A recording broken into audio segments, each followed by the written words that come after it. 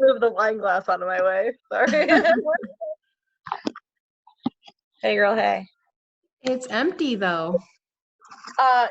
Only because I just finished it. I'm gonna need to find a phone charger because as soon as this started, it said that my phone was dying. So, let me come back to you.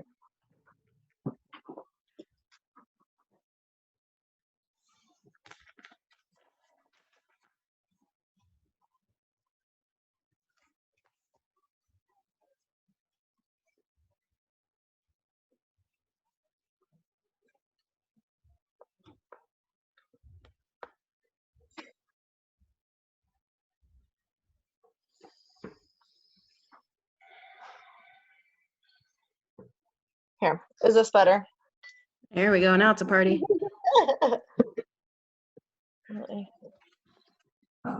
I'm glad you could make it. I set a reminder on my phone because I know if I don't set a reminder or write it in my planner, then it just doesn't exist. Right. Everything in my I don't really remember things very well. That's what I'm getting at. So I set a reminder on my phone so that way.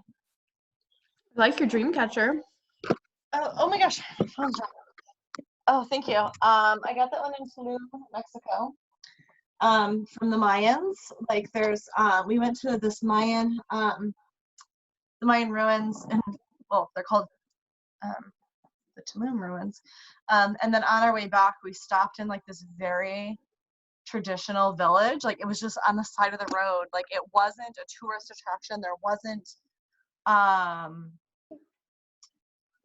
it was just very traditional for like the best way to explain it. And they just have like this this booth on the side of the road where they sold like these beautiful dream catchers. So I got that one because it matches the color of my room.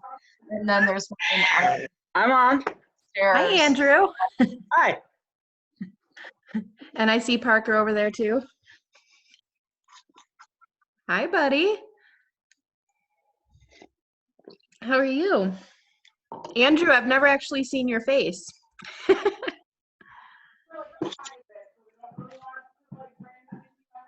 Well, that's really cool, Melissa. I mean, that's definitely more authentic than getting it at like the mall. So that's really cool. Yes. Yeah. It's definitely one of my favorite. I don't know. I have a lot of favorite things that I've gotten in my travels, but that's probably in my top 5. Well, all your decor is beautiful. I've been to your home many times now, and I love everything that you have in your house. It's all nice. Thank you. I struggle with the idea of like I want to be more of a minimalist and like get rid of things, but then it's like, but I also like love the things that I have gotten in my travels. So I have come to this conclusion where if I get rid of the things that I didn't get from my travels, and that means I have more space for the things that I get on my adventures. Yeah.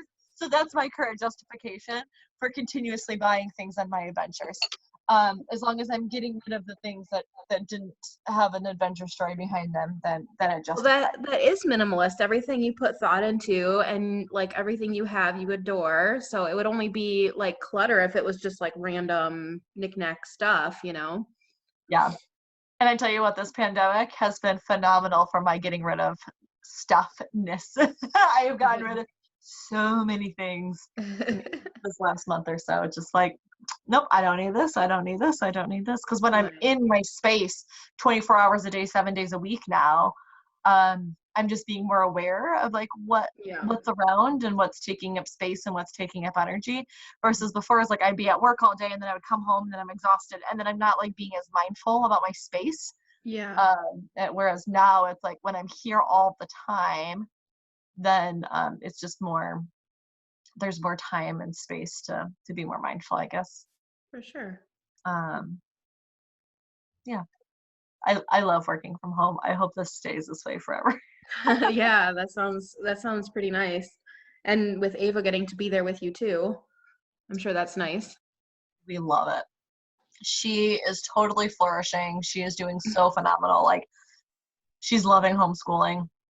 She's homeschooling her dolls now too. Like, she's got all of her dolls lined up on the wall, and she does this daily lesson plan where she writes down like all the things that they're gonna learn today, and she's Nice. like whatever she learned that day, like I hear she's teaching them the same thing that we learned earlier in the day, right? And she's got all these notebooks, and she's got little posters on the wall where she's been like writing things down for them. Oh, that's so cute. I Yeah. used to play school. I used to play church too, and I would give all my dolls little sermons. Oh, how funny. Yeah, I'd make my dad listen to my teaching once in a while. He used to sit there so patiently while I preached to them my little sermons. That's funny. The thing I love the most about her teaching her dolls is she's not playing school. She's very clear that she's playing homeschool. Like that the dolls are homeschooled as well. And so like, because I'll say like, oh, you're playing in school, or no, Mom, it's homeschool. They are homeschooled. They are at home and they are learning through homeschool. I'm like, okay, got it. Bonnie, do you and Melissa know each other? Mm-hmm. Yes. Yeah, okay. Of course, it's Genesee County. Yeah, everybody knows everybody in Genesee County. I don't know why, Bonnie, but your picture looks really good. Like, does it? Like, it looks super clear and like good color for some reason compared to the rest of us. Really? Yours looks really nice. Yeah. Maybe it's the lighting. It looks high. You got the what's the glow? There's a name for it, the like perfect hour glow or something like that. Mm-hmm. There's a name for like the certain time of the day. Oh yeah, like the sunset hour or something like that. Something, yeah. All the Instagrammers are always saying it, like it's the whatever hour where it's like the perfect time to take selfies. You just glow. I don't have any lights on. It's just the window, so that would make sense. Well, maybe it's if working I for turn you. my lights off, I'll be less washed out. That would be nice. Oh, and I know Hannah as well. Hi, Hannah. I had to scroll over to see who else was here. I know. I'm trying to figure this out. I'm on my tablet. I think I want to do it on my phone instead, so I might leave and come back. What is it so I'm very good at Zoom now because I've been working primarily through Zoom. So what is it you're trying to figure out? And I might be able to help you with that.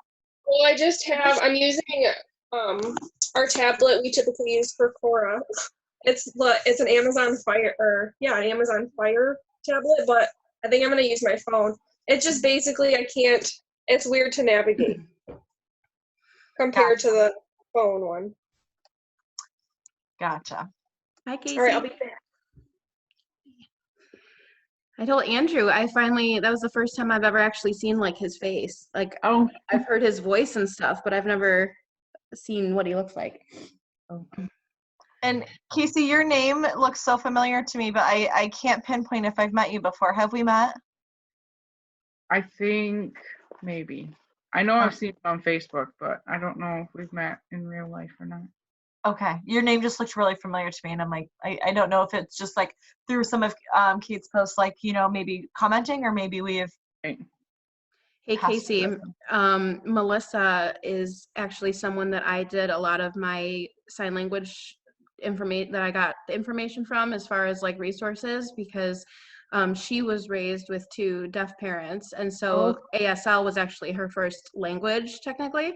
And so when I was like first starting to like figure out which books to get and stuff, she was someone that I talked to a lot about it. And Casey and I have been talking about sign language a lot the last week because she's going to be looking into that more than she already has too with her kids. Awesome. I think you already were doing a lot of it, weren't you? Yeah. Yeah, I'm more than happy to help at any time. Just let me know whenever you've got questions. You can send me a friend request. I love making new friends. So don't hesitate to send me a friend request, and I'm happy to answer any questions. And even if it's specific things like, hey, I can't figure out how to, I'm looking at different resources, and this is saying that this is the sign for this, and this is saying that this sign for this. Because a lot of it is like sign language is regional as well. Like sometimes there's regional signs. So if you're looking at a YouTube video, let's say from somebody from California, and they're saying something different than somebody in New York who's doing a different YouTube video, and you're like, which one is it? Like, don't hesitate to reach out to me, and I can tell you which one is like the Michigan commonly used sign or whatever. Thank you. Do you love how my Genesee County Sign Language group took off last year? It's been a year since I made it, and like nothing. I'm just like, well, it's probably for the best because I think I might have too many pans in the fire. I have kind of a lot of probably for the best for not doing sign language meetups. Yeah, and then my mom wanted to like teach classes or whatever. Like my mom was gonna like volunteer to like do whatever, and then she ended up getting sick, and so then it just like timing didn't work out well, and then we just never kind of like talked about it again to get it. So yeah, one day we'll get it together. And if not, that's okay. Today. We're also doing important other things. Yes. Forest School definitely ended up taking like the forefront of the last year. And I thought I would just, you hang out in the woods for a couple hours, a couple times a week. No big deal. You do that anyway, right? I don't know. It's a lot more time consuming than you'd think it would be, I guess. So I saw the email that they're canceling for like the foreseeable future. They wouldn't even like put a date on it for Forest School. The one from that they had us put on the group page or something else? I just got an email, like the headquarters or whatever. Oh, really? I haven't checked my email today. Canceled for the foreseeable future. I'm like, that doesn't sound promising. So I also was told that like all the Oakland County parks are going to be closed for the whole year, like no splash pads or anything like that. Great. So I'm hoping that's not true for Genesee too, but it's like without splash pads, like what is the point of living in the summer?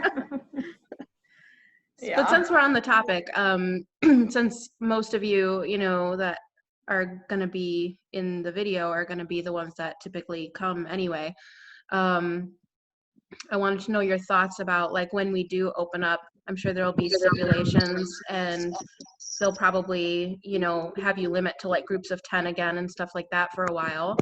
But how do you feel about when lockdown is over, like say for June or July or whatever it is? Do you think we should start meeting up again right away, or do you think that we should practice more caution and wait to meet up, or what are your thoughts individually? For this group specifically, or? Yeah, for this group. I think it's all just going to depend. I personally don't feel like I can make any commitments to anything until things are a little clearer, Yeah. I don't know. I'm down for whatever. I think, I don't think this group is necessarily really large, so I felt like we're all going to be more than likely a little distant anyways in a circular form if it's how it's going to be, how the March one was, and we all can wash our hands and just be super mindful about it. But then again, I'm open to like seeing what the future holds too. So it's a lot different than if it were a kid event. Yeah, I agree too. Yeah. So I think even if we did, start meeting up at some point in the near future again, of course we would be mindful to, maybe we would even just cut out like snack sharing, and we would, not exchange hugs probably or whatever this time around, like maybe we normally would. But our mats in the circle are already pretty far apart, so that's something. And I'm cautious too. I'm not fully ready to jump back into like regular life. Like I want to see kind of how it plays out as well. So I guess we'll just like see what happens the next couple months and kind of make a decision together at some point. Yeah. Hi, Bray. So sorry I'm late, you guys. I have another meeting. I have a work Zoom meeting. Finally, I just jumped and I'm like, sorry, I'm just gonna leave and they're gonna think I'm still there, but I'm done. So I'm not intentionally double teaming on you guys, but I'm really happy to be here. I'm sorry I'm late. No, not late at all. We were just chatting. Okay. But this is probably the main group, so we could probably get started if you guys want to. I'm hoping to make this one a lot shorter than the last one was. That was intense for me because I have a hard time sleeping. So like when it went for so late to begin with, and then it takes me like 3 hours to wind down after the fact. I think I got to bed at like 2 or something. So, I was planning a lot of things in person that I thought would be really nice for this theme, for lack of a better term, since May is, the month of Mother's Day, and, a Blessingway is sort of a more holistic way of looking at honoring mothers. I had thought that it would tie in nicely, and we were going to do some activities like you would do at a Blessingway, like we were going to bless strands of embroidery thread and put them on everyone's candles. So then when you're at home with your children having a rough day, you could light this Blessingway candle and kind of feel that like presence of your sisterhood with you at all times. And, we're going to do little things like that just to take with us. And unfortunately, we can't really do that today, but hopefully, we'll still have like the meat and bones of what the topic was going to present, and hopefully it'll still leave you with some encouragement and healing is the hope. So as always, we'll just start with a little blessing for the meeting if anyone wanted to do that. Eventually I'll just stop offering and I'll just do it. I think it makes everyone super uncomfortable. Me too. But informally, of course, we just ask for blessings on this meeting and to be guided in whatever way is best, would best serve our healing together in all of our individual ways. And I'm grateful for all of us coming together like this. Okay, so again, the theme is the Blessingway for healing. And the main thread of the topic is around postpartum healing, kind of your birth or your parenthood not being what you expected, whether that's because of a traumatic childbirth or whether that's because of infertility or any of the reasons why this stage in our womanhood and in our lives as the feminine have not gone according to our plans. And so coming together, as would have been done in more indigenous days, is an amazing way for us to connect and kind of heal some of those wounds that we may be individually struggling with. So I want to just start by going over the packet, and I'm going to just jump right in after that to the moon talk for the month, and then I'm going to give it over to Bonnie, who's going to be doing our postpartum discussion. And at the end, we will have a meditation, and that's going to be it for this meeting. So hopefully a little less long-winded than last time. I'm going to pull up my packet here for just a quick second. Let me know if you can see that. You see it? Yep. Okay. Man, That's pretty. I know. That's what I thought when I looked at it. I was like, oh, I want that like picture on my wall. Thanks. Yeah, so every month I post this in a few different places just to make it easy to find, but under the group event in the files, as a reminder under the reminder of the event. And so there's one for every month and every Sabbath. This is the May one, and I just gave the content directory. Let me try and, okay. The quote here is that giving birth and being born brings us into the essence of creation, where the human spirit is courageous and bold, and the body a miracle of wisdom, by Harriet Hartigan. So this one is a little bit longer than they normally are. I wanted to include a lot of different resources because very specific needs for healing have very specific healing modalities a lot of times. I started off with the moon information. This moon is the full moon in Scorpio, which incidentally relates to rebirth, which I thought was super interesting and awesome timing. And it's also called the flower moon, I believe, which is cresting at 10:45 tonight. I have a little section here on the side if you want to read through this about how to use this full moon to its potential in this setting for a journaling section on the side there. And then the next page is just your monthly tarot spread if you choose to do one. And this is specifically for the full moon in Scorpio. A lot about, you know, what should I release? What should I make space for? And related to death and rebirth. It moves on next to herbal recipes. I tried to include kind of a mixture because some of you just had babies. Some of you already have babies and maybe could use, you know, some of the child recipes, that sort of thing. But there's healing oil here. And if I missed out on any information, let me know. I can dig out the book that I got these from and sort of read you more of the information, but I only have so much space, you know. The next thing that we have here is a chamomile relief tea, which is super simple. It's just a, you know, chamomile, and then it goes into some of the anti-inflammatory properties. We have a sleepy baby bath and a lactation tea recipe. Massage oil for dry skin for any mama at any stage. And I wanted to include also some information on healing the wound specifically. Real briefly, you can read more into this later, but they include finding support, journaling, breath work, reviewing your medical records, meditations, dance, writing a letter to your healthcare team, and rituals. Some of the resources that I included here are various local counselors and shops. So this Wendy Bruce, for example, she's out of Grand Blanc and she takes a lot of different insurances and she works with a lot of things from postpartum depression and more.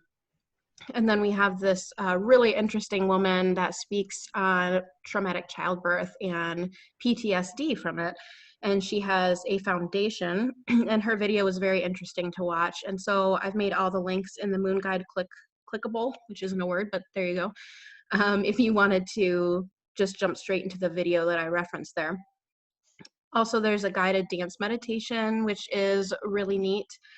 A lot of her videos are pretty neat.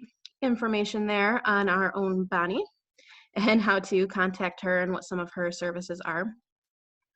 Some more resources include, and I tried to include resources based on the healing suggestions that I had in the previous section. So some various meditations. There's even one on healing birth trauma from within by the Hypnobirthing International.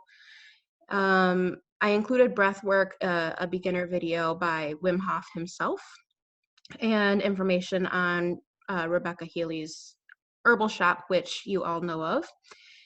Some reading options. I highly recommend the continuum concept for any stage of parenting or birth. And I included books, everything from infertility to healing the birth story.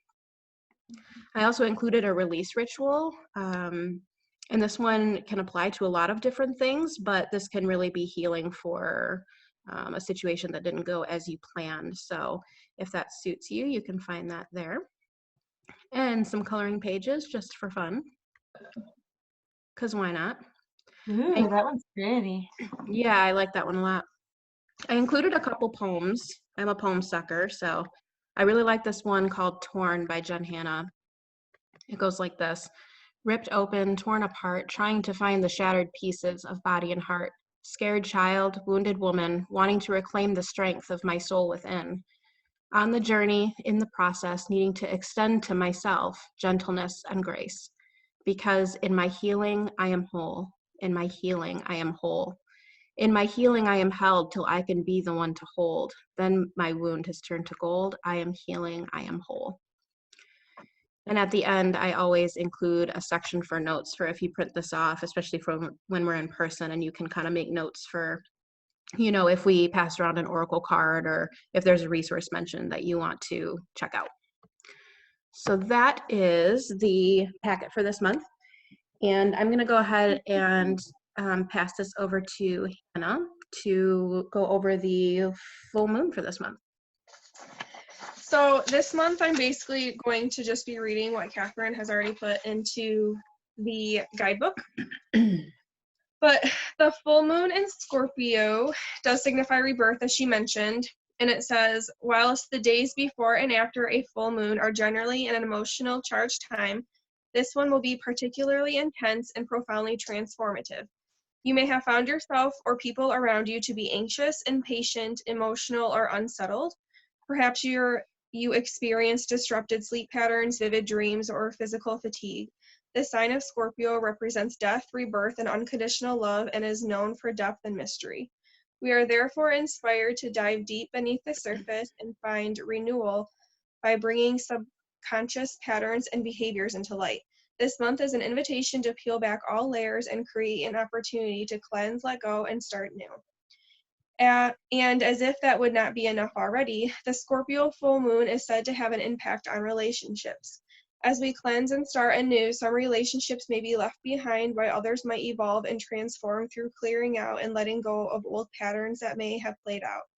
Through awareness of old wounds, rebirth, and unconditional love, a deep healing may take place. It also goes to say, like, how can you harness the power of this full moon? And the key is to turn to what is the truth for you. How we nurture our own heart, maintain our boundaries, and step into our own power will determine how we love another as another form of self. Pay attention to your feelings and where they are coming from. Bring your focus inward and observe new insights, thoughts, and feelings that may emerge. Make some time for introspection, and if you feel the need, allow yourself to retreat and protect your energy. Make self-care a priority and say no if required and possible. Clear out what no longer serves a purpose and let go of things that are blocking you from finding and feeling your truth. Surrender and accept. It is through the process of surrendering that you can genuinely let go. By peeling off the layers and uncovering what's deep down, you're being led to your truth. The energy of the full moon in Scorpio runs deep and is going to touch us wherever it needs to touch us. All we need to remember is to surrender, accept, and keep on loving in a way that feels right for us. I have a little article that Catherine sent me earlier that I printed off too, but it's kind of basically saying the same things, and I'll link it so everyone can read it at their own leisure. It talks about reading it depending on your zodiac sign, so I'll leave that in the event that you can check it out and see how it resonates with you for your zodiac too. That's all I got. Thank you for reading that. Yes. Hi, Clark.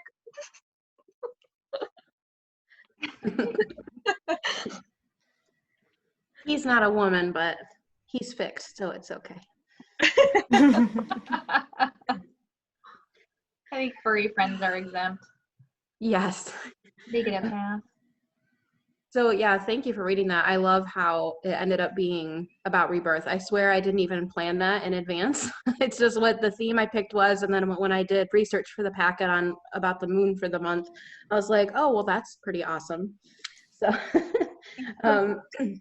I want to go ahead I thought you picked it because of Beltane also, with the focus on fertility and new birth and all of that. No, but that works out. Perfectly orchestrated, my dear. I didn't realize that. That's really cool how things work out like that.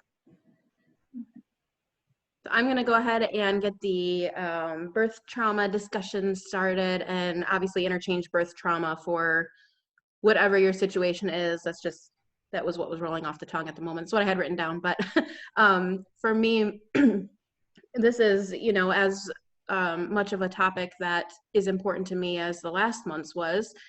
And I know, for some of you, it may be having, had your child alone, raising them alone, or not having the child that you wanted to have, or not getting pregnant. I'm sure the child you have are the ones you like, but most days. But yeah, there's, disappointment and trauma and depression can come, from all kinds of different reasons and sources. And Bonnie is going to sort of open this up to some information, and then if afterward anyone wants to kind of share where they're at and what their struggles are, I think that would be really helpful. Okay. So when I realized that the topic for this was, about birth and birth healing, I offered to talk about postpartum because you guys know that I think that we often think about postpartum as like an afterthought. And I think you all know that I think that postpartum has the potential to do some major healing in your life if you experience it in a way that will allow that. So does anybody here feel like they got like the postpartum experience, even one for one of your kids, that you truly needed? Or would you say that you were under supported? I was under supported, I would say. I was so alone. Yeah. I felt really fortunate after my birth with Shaylee, my first child. I don't know if it was the perfect postpartum period, but I felt really peaceful and grateful about it. That's great. In retrospect, I can see areas where it could have been more supported, particularly when it comes to my marriage. We went through some growing pains after having our first baby. So there's that element that I see now looking back. But I felt pretty well supported and grateful during that period. That's great. I would say for me, I actually didn't even seek or really want support immediately postpartum. I had like the whole, even pregnancy, I just had this desire to be kind of like left alone with it, to sort of wade through it.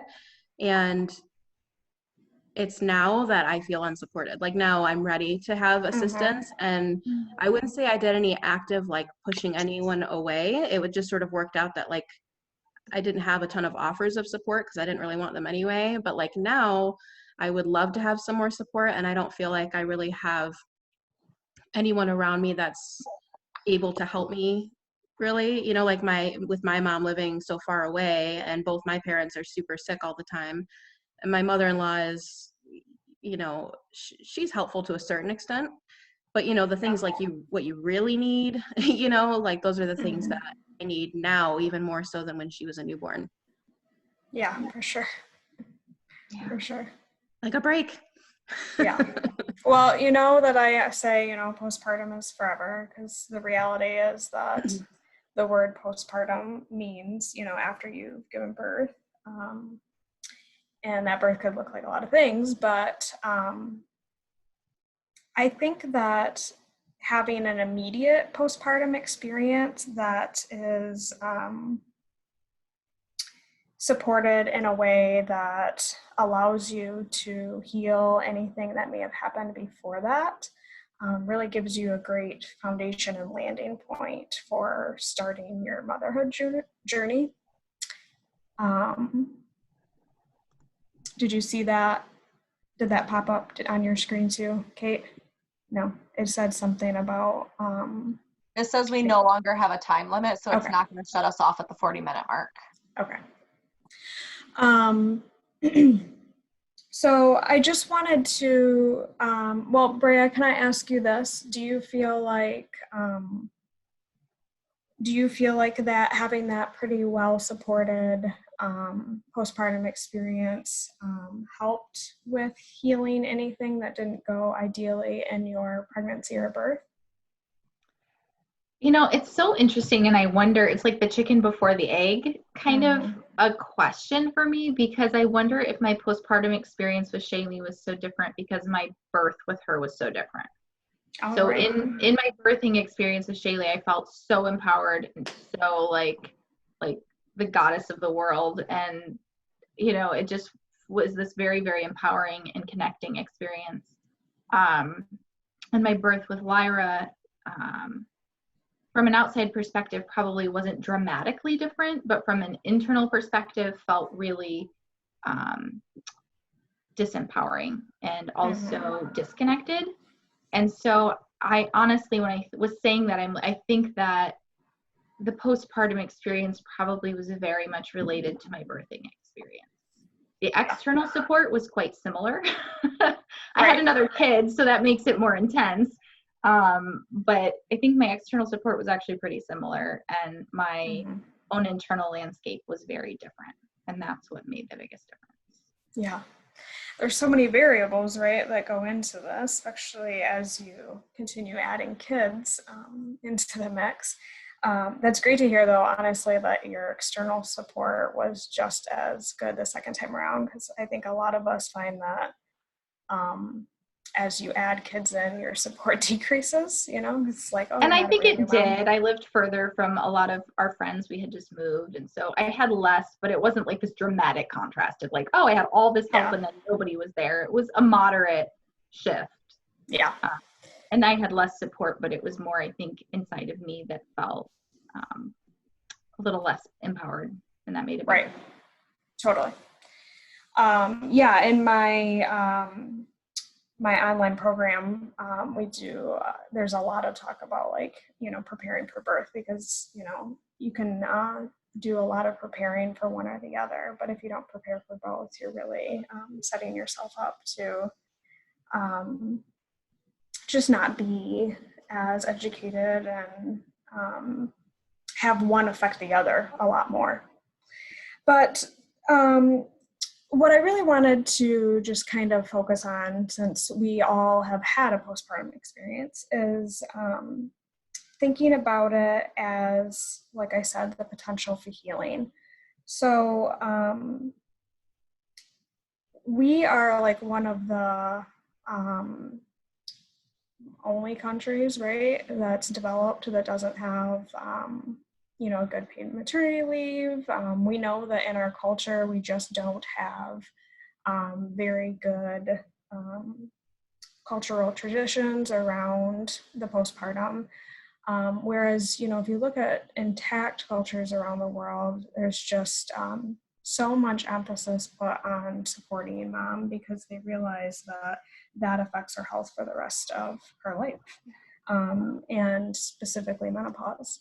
So if we start thinking about women and oppression, I mean, the fact that we are under-supported at such a vulnerable time in our lives is really sad, in my opinion.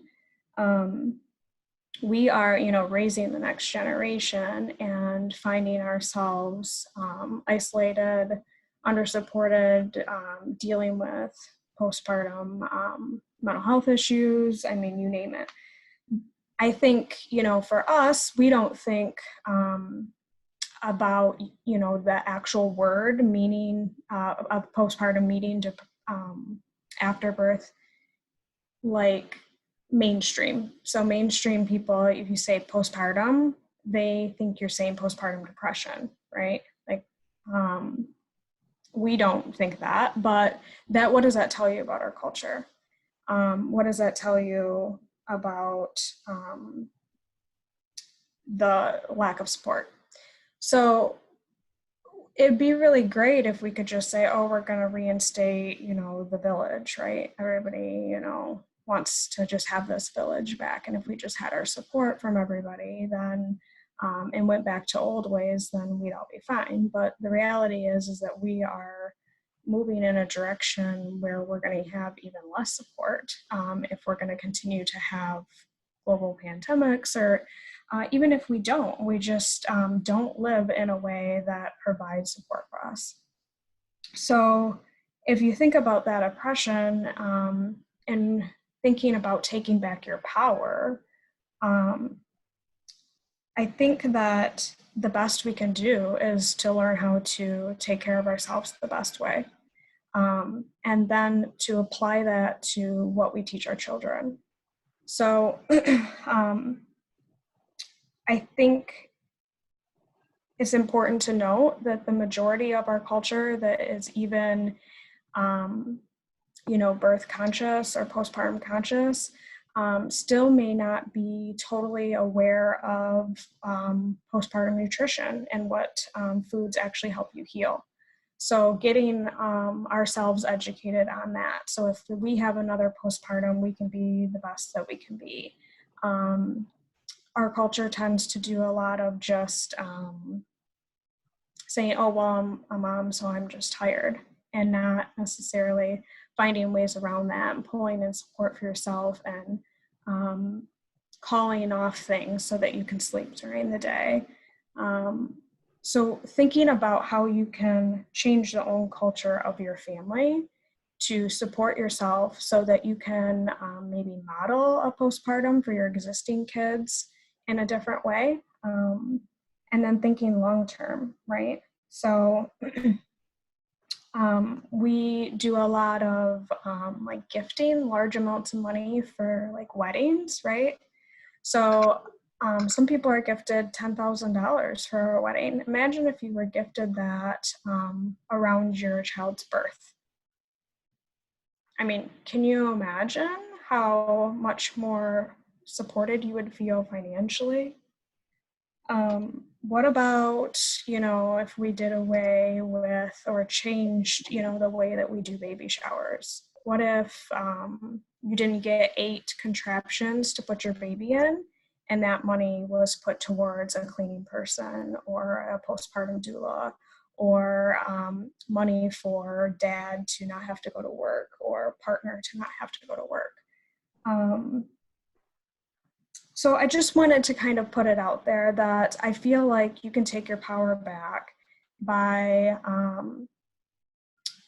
doing what's called like a healing postpartum redo. So you have the ability to redo your postpartum in a sense.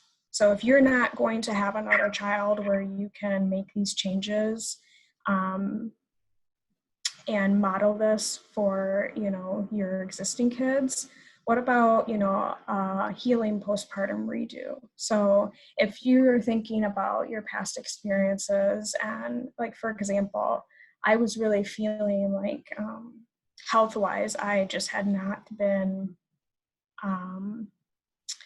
myself since my last birth and postpartum experience, which was more than likely related to the fact that it was a high-risk pregnancy and there was a lot going on.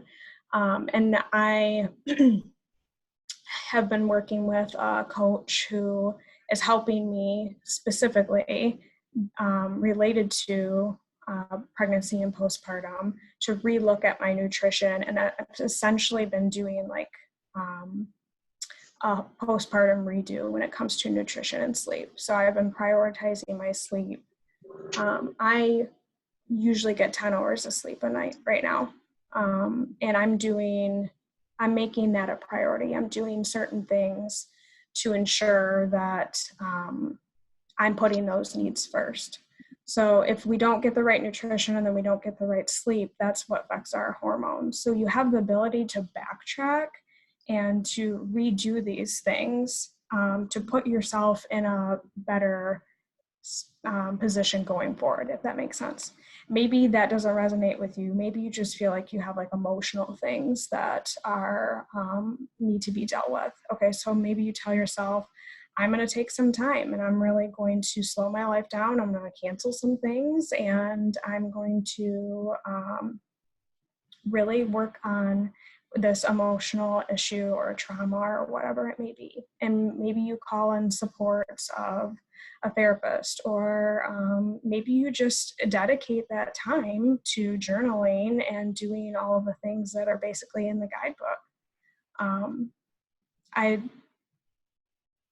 The goal of this is to really just open people's eyes to the fact that we don't have to just say, that really sucked, or I'm really suffering still, and this is just how motherhood is. This doesn't have to be the way that it is. We don't have to be exhausted. You don't have to live off coffee. We don't have to, wear a badge of honor that, we only got a couple hours of sleep. It doesn't have to be that way. You can take that power back and make those choices. And it doesn't have to cost you any money, You're going to be a better mother for it. Your kids are going to, enjoy you more for it. So it's just, just some thought-provoking things. Just hoping that maybe some of this resonates and even if it's just, you know, let's say the majority of us here have girls, right? So thinking long term, like I would really like to gift my kids some money around the time if they choose to, you know, get pregnant. And even if, you know, even with boys, right? I mean, honestly, you know, if the world looks the way it does now, it's often a male partner who has to make the decision to either not get paid and stay home and bond with their baby, or to go to work and make sure that their family can eat, right? So thinking about how we just can't continue to go down this path right now. The last statistic I saw was that like 30% of people say that their birth was traumatic. That's a huge number. And the amount of postpartum mental health issues that are out there that are unnecessary is huge too. So postpartum depression isn't just this thing that attacks you out of nowhere. You know, there's things that can be done to mitigate it and potentially to avoid it. I'm not saying that all cases are that way, but if we know how to eat in postpartum, if we know how to get rest, if we know how to ask for help and accept help, you know, things that truly we get in our own way, right? If we know how to prioritize finances in a way that will allow us to hire a cleaning lady so we don't have to stress about that, or whatever it may be. It just doesn't have to look the way it does now.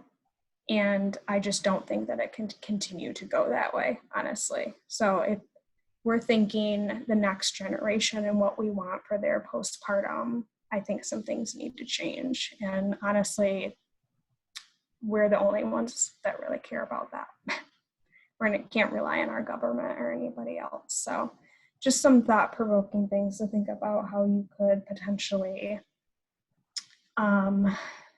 redo a time in your life that was probably under-supported, and some things that you could potentially do in the future for your children so they don't have to feel that. I think that's a good point, and I didn't even think of it. I mean, Arlo's only 6.5 months old, and I'm like, well, I screwed that up. There's no going back. But Yeah. with everything that you said, you know, it's like, maybe I could just start now, and, you know. Yeah. I mean, honestly, a time where everything's canceled Right. is a great time to say, I'm going to make sure I get 10 hours of sleep every night. Because women need more sleep, especially women who are near the postpartum time or are breastfeeding or whatever it may be. But in general, women need more sleep than men. Maybe this is a time where you really focus on making sure that you're getting those nutrients in your body and not just eating whatever snack is available. Obviously, that can be tricky right now with the grocery store and some food shortages, but being able to make time, to carve out time right now to cook something, it's got to be easier in a sense than when you have to be a million different places, right? So, and this doesn't matter how far out you are in your postpartum experience, because I know Ava is probably 7? Yeah. Yeah. So, you know, it doesn't have to be, you know, oh, it's only 6 months, Casey. Think about it. When you're, you know, when you're 10 years postpartum, if you look back and you say, oh man, I should have like took better care of myself when I felt really bad when I was like 2 years postpartum, that still seems very early on, you know, if you're looking way out, you know. Right. So it's okay to feel like it's been a little while. You can still go back and really make those changes. So if you're thinking nutrition, just something that I learned recently, which I think it's interesting, that I was trained as a doula and was never even taught this, was that in the postpartum time, like your immediate postpartum time after you have a baby, you lack digestive enzymes. And that's because your body is like going into like Wolverine mode to heal from birth, right? And just like any other time when you're stressed out, if your body thinks that you're about to be eaten by a lion, you're not working on digestion, then that's stopped. That's oftentimes like if you have like a trauma, you can't eat right then. You have to wait until you calm down, and then digestion comes back up and is part of what's going on in your body. So if you eat a bunch of foods that are hard to break down in your immediate postpartum, that's often where like nutrient deficiencies start, because you're not absorbing that. And then you add in lack of sleep, and that is just like a combination for hormone disruption. So that's often times what we see when it comes to postpartum mental health issues. So it's as basic as keeping your food like temperature warm and easily digestible, and like very nutrient dense. So soups, broths, whether that's veggie broth or bone broth or whatever. But something like a smoothie, which we're typically told to like pack a smoothie with all of these raw foods, that's not something you can digest in the immediate postpartum. And that's why you get bloating and gassiness. And that's not something that you should be experiencing in postpartum. Traditional cultures around the world, even if there are vegan culture, they oftentimes go back to cooking and using like really dense, nutrient dense foods, sometimes even breaking that veganism and adding in some meat just for that immediate 6 weeks, because they see the importance of getting the nutrients in. But it doesn't have to be meat. It just needs to be easily digestible, essentially, with lots of nutrients. And sleep, there are ways to get more sleep. It's I have to ask you, how are you getting 10 hours of sleep? This is a revelation to me. I can't even quite imagine. Yeah. Well, I think for a long time I was really sleep deprived. I've always been somebody that needs at least 9 hours. So I would say I'm getting like 9 to 10 hours every night. It is helpful if my husband's home, but I still can make it happen. Otherwise, it is requiring me to go to bed closer to the times that the kids go to bed. I mean, because Grace doesn't need 12 hours of sleep anymore like Ray does, So what that means is that during the day, I'm getting my time when they're awake. So I'm not waiting until they go to sleep for that.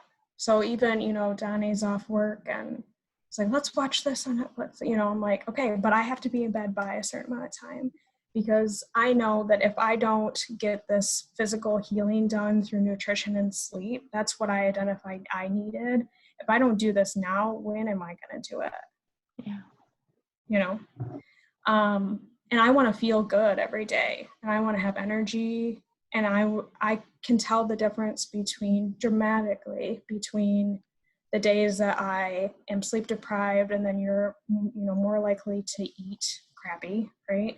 Mm-hmm. So sleep makes a huge difference, and it's so easy for us as a culture to say, well, I'm a mom, so I'm tired, or yeah, of course you're going to have crappy nights where they're teething or whatever, but really sleep should be the priority. So if it's something that you can call off the next day so that you can rest, that's the priority, instead of taking coffee to get you through the day, which is just gonna,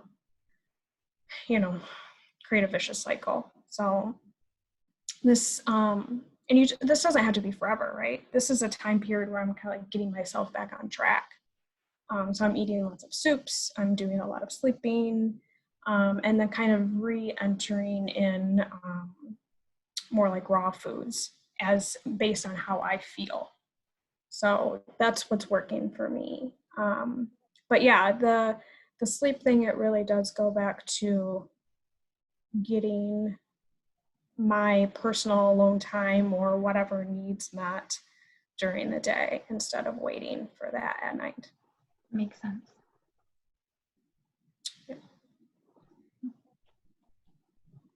Yeah, Any Bunny, I want questions? to kind of echo what you were saying. Sleep is super important to me as well. And so I don't even remember like when it started, but I at some point just made it a point that Ava and I go to bed at the same time. Like I put her down to sleep, and you know, when she was younger, she was one of those kiddos that really wanted me to lay down with her until she fell asleep, and then I would sneak out of the bed and come into bed. You know, she'd co-sleep with me for a while, and then it was that whole routine. And now Ava's a really funny kid when it comes to sleep, and she wants to sleep in a new place every couple of days. And so every single night is this whole like, where are you sleeping at tonight? And then she tries to come up with all these creative ideas on where she's going to sleep tonight. So sometimes it's like underneath the coffee table in the living room where like where all of our plants are. And then like the other day last week, it was she's got a trundle bed, so pulling the bottom bed out so she could sleep underneath her bed. So she just comes up with all like these really silly places to sleep, but it and my best friend asked me the other day, is this because you guys travel so much that maybe she's just so used to sleeping in other places? And I'm like, I have no idea. Those who don't know, Ava and I travel the world quite frequently. And so anyways, I say all that just to say, so now it's, you know, we've got this silly routine of like, where are you sleeping at tonight? We find the most creative place to sleep tonight. She lays down. But then I always go to bed right after that as well. And and I have also had to kind of figure out how do I put in me time throughout the day as well.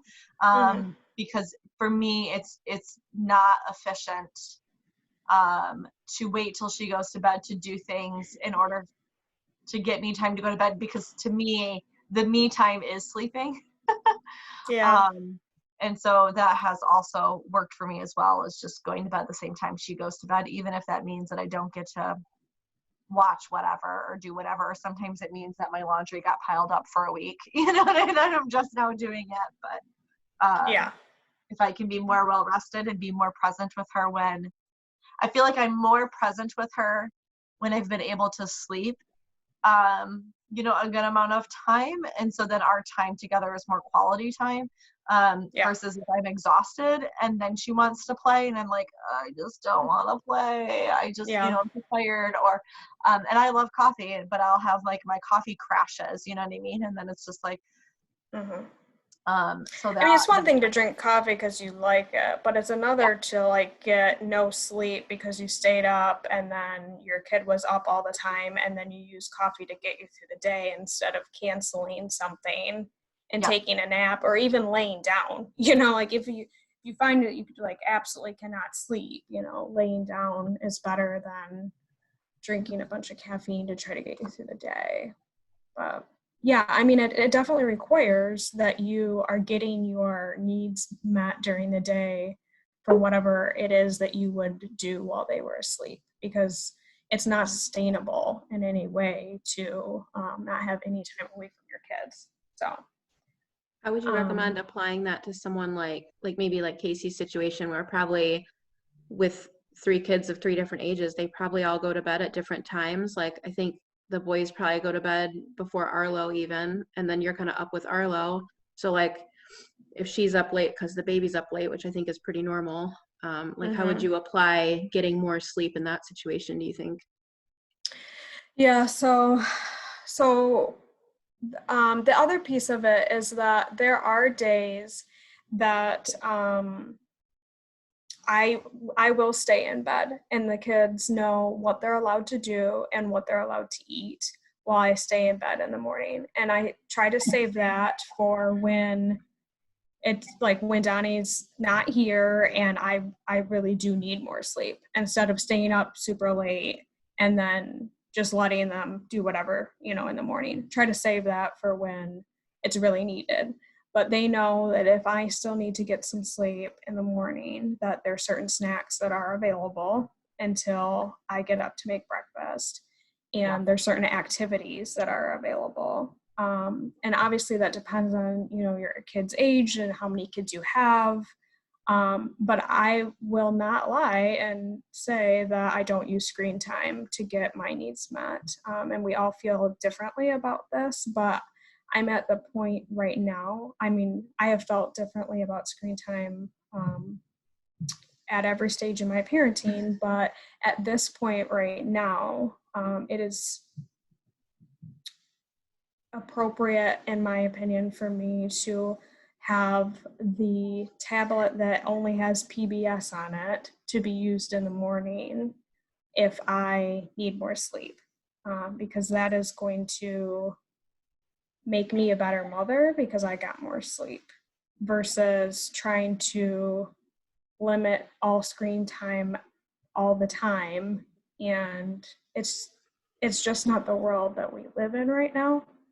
I mean, you can get creative and think of like novel toys, or certain activities like Play-Doh, or, again, depending on your kid's age, if, something that they don't have access to all the time. The screen time works because they don't have access to it all the time. If they watch TV all day long, they're not going to leave me alone for an extra hour in the morning, right? Mm-hmm. But so, I mean, apply that to whatever activity, but honestly, Grace can turn the tablet on and they don't need my help for that, you know what I mean? Whereas they would for whatever else.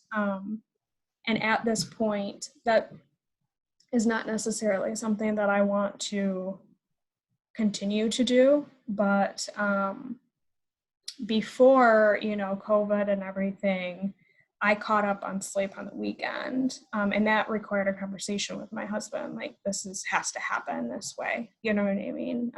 Especially when we were, getting up to go to school events or whatever, and it was harder to get more sleep. And that works out for us. So sometimes it's having like a hard conversation about your needs too. You know what I mean? Everybody's tired. So sometimes it can be hard to ask your partner to take over on something at one end, either bedtime, so you go to bed early, or take over in the morning. But the fact of the matter is that you probably do need more sleep than your partner, just based on the fact that you're a woman. So sometimes you got to have those hard conversations if that's a issue. But you really got to get creative. I read once in a Leche League book, it was Adventures of Tandem Nursing, that to like put a lock on the top of the door on the inside so that you can lock your toddler in the room with you, and then to give them a quiet activity so that you can lay down with the baby. I mean, you got to do what you got to do. You know what I mean? Is there a lock for locking them out of the room? I don't recommend locking anybody out. But if locking them in to a room that is I'm about set to go to the up, store tonight. yeah. I mean, but think about it. When you have a brand new baby, and if you have no other way to get sleep, it is safer for you to have the kids in a safe room with you if you nod off, versus nodding off and it's not be prepared for that, and then they're getting into whatever, or opening the front door or whatever. So obviously I would say, Casey, it probably gets more complicated as you add kids and they all have their different needs, right? But I don't know, do you think any of this, first of all, do you feel like you need more sleep? I would assume you do. I mean, Yeah. yeah. I've been trying to avoid napping during the day because I know it'll screw me up going to bed at night. So then I'm just tired all Maybe. day. Yeah. A lot of people feel that way, but sometimes I feel that way. Sometimes I feel like we're similar to babies in the sense that if we're overtired, we can't fall asleep either. Yeah. So even if you could do like a 20-minute power nap, and that way you can kind of get through the day without feeling terrible. But if you find that if you take a nap during the day and you just wake up more tired, that means you're like extremely sleep deprived. So if you're napping during the day keeps you up at night, then maybe you're not doing so bad on sleep. It just depends. I mean, but I would assume with Arlo being that young, it changes night to night, right? It's not consistent. Yeah. So you guys co-sleep? Yeah. Yeah. So you know how to do that safely. That gets you more sleep. Do you feel like the things that I've suggested would be helpful, or is there anything that like is really stopping you from getting more sleep?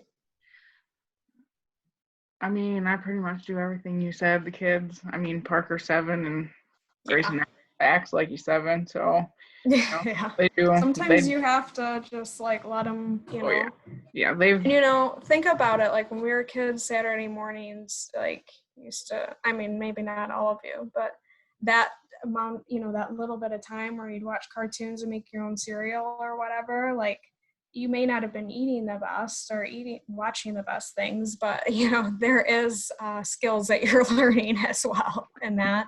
And it is important for kids, if it's safety wise, to not have you be telling them what to do and all day long, if you know that the house is set up for safety and that they can do some things for an hour by themselves, it makes them have a chance to make the right decision and things like that. I would advocate for it. I'll tell you a funny story, just because. So I've always they're going to be the most independent kids because they pretty much do whatever they want. And before we moved, so we were on the 2 different floors, and I was almost always upstairs in the bedroom with Arlo, even when Andrew was at work, and screen time all day long. But one day I came downstairs Grayson came upstairs. He's like, "Mom, I made hot chocolate." And I'm thinking, oh, I don't no. have any hot chocolate. What are you talking about? And so I come downstairs, and I had made him eggs for breakfast, and I had the pan soaking on the stove, and this tiny townhouse. All of our spices were along the back of the stove. He had emptied completely every single one of them into the pan of water, and I'm just like, and I mean, it's inside the stove, and I'm like, I couldn't get mad. I just had I'm just looking at it like, oh my gosh. Yeah. I can't even believe this. So that's an opportunity to maybe have a discussion about what's on limits and off limits when Mom's not in the room. Yeah, I mean, things like that happen. But our culture really tells us that we have to like be constantly parenting our kids, and that's just like not realistic. And I don't know about you guys, but when I grew up, there were a lot of times I was not having somebody watch over me constantly, and I know it was a different world then, but kind of give our kids a little bit of independence if it's appropriate, and if you can set it up for safety. Grace knows like there's certain things that she needs to come tell me that, if Ray's trying to get out the door or whatever, One of the things that we've kind of started during this whole COVID thing is, so prior to COVID, Ava's tablet, we called it the traveling tablet. So she was only allowed to use it when we were like on airplanes or on long car rides or whatever. Now we're having a lot more flexibility on when it can be used and stuff. But one of the things that we have found that's really helpful is, so when Ava wakes up, she's supposed to come in to the bedroom and just let me know that she's awake. It's just more of a, hey mom, I'm awake. Sometimes she gives me a kiss on the cheek. Sometimes it's a little, she kind of nuzzles with me for a second and then she runs off. So there doesn't need to be a big discussion. It's just more like, I'm aware that you're awake now. But anyways, what she has been doing, not every day, but some of the days now, she's getting on her tablet and she's using that Messenger Kids app and she's calling her friends.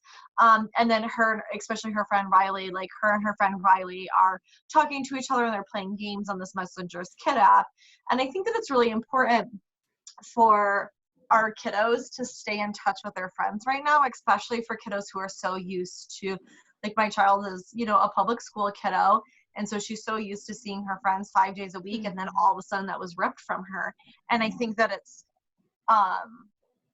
like us. It's as the only adults. way she can be social right now. Exactly. And she's an only child, and we don't have any kids in the neighborhood that are of her age. And so like, it's so easy for me to forget that like Ava has social needs as well, because I'm sitting there, I'm talking to my coworkers every day. I'm talking to the families that I work with every day. I'm on Facebook, I'm on Instagram, I'm having conversations like we are right now. I'm making phone calls, you know what I mean? And so I'm staying in touch with people.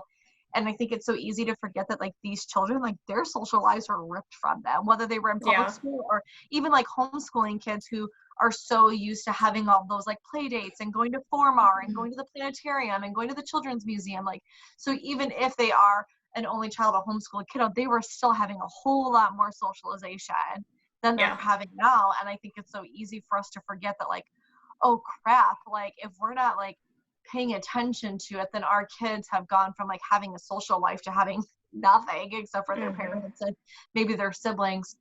And so through this, like I've downloaded this Messenger's Kid app, and then I've convinced a few of her friends' parents, like, hey, this Messenger Kid app is pretty cool. You should download it for your kids too.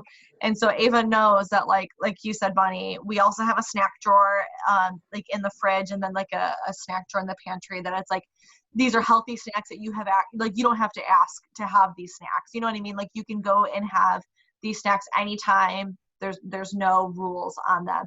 So she can always go in there and like, you know, before I wake up, do that. But then also she usually sits on her tablet and calls Riley and sits there and has whatever hour-long phone conversation until I wake up.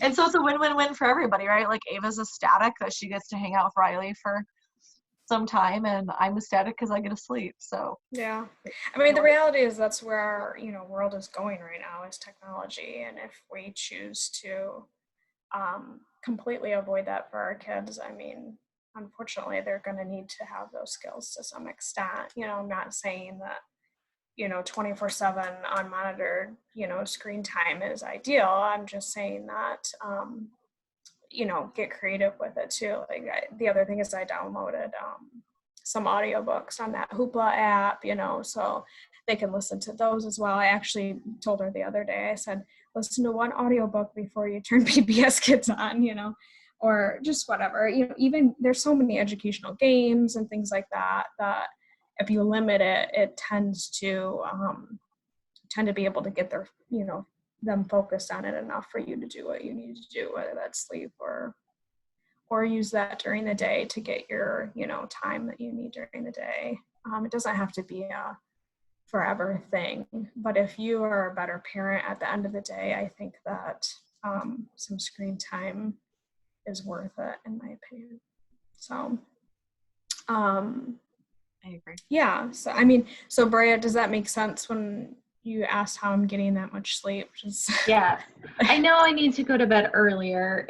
My husband works full time and he is a night owl, and then he sleeps in every weekend on Saturday and Sunday, and it's a little unusual. Like, wait a minute. Yeah. Wait a minute. Maybe, you know, like who gets up with the baby in the night and it'll flip flop, each get a day or something, or you know, if maybe you're more of a napper versus him, that means you always get a nap. Yes. I mean, but the reality is that we all have young children, and this doesn't have to be forever in your marriage either, right? You know, like,